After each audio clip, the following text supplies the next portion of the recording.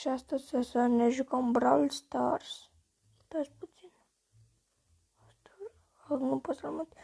Stați puțin să vă și eu ce pe shop. Toate pășeli. Așa. Ce pe aici? Nimica șmecher. Am să bagă skin-ul pe tic. Să ne jucăm pe contul mic. Că am și cont mare. Stați mă. O pun aici asta.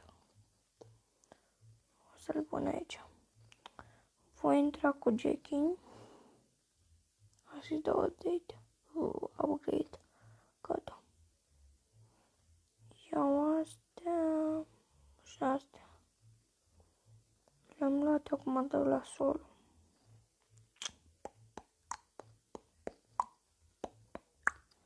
Mamă. Este al doilea episod care l-am. Nu episod. Videoclip. Stau în tufe. Eu nu știu cel mai bun la Brawl. Am un cont de 6.000 de trofei.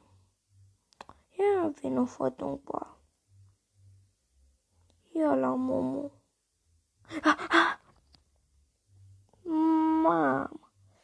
Mamă, trăgeați aș.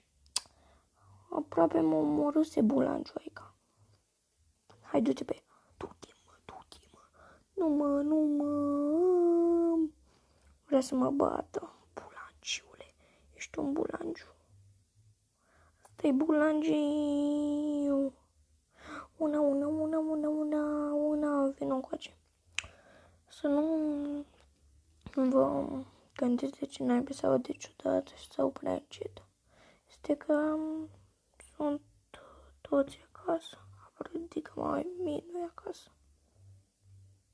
Oare suntem cam toți acasă și să nu mă audă fratele meu și tatăl meu. Mă, dar botul ăsta e bulangiu rău. Așa. Ia la Momo, botule, ia la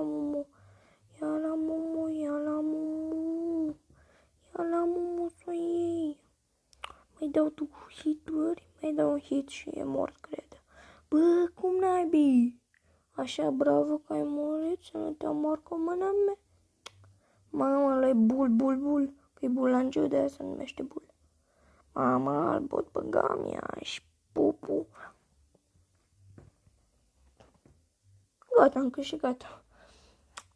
Am ieșit pe locul 1, numai 1.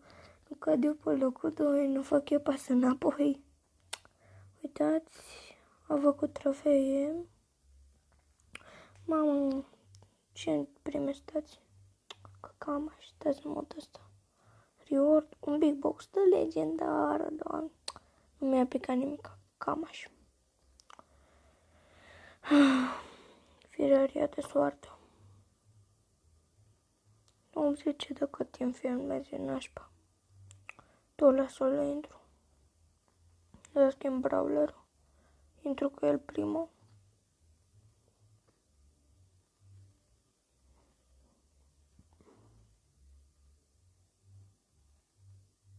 Dau play.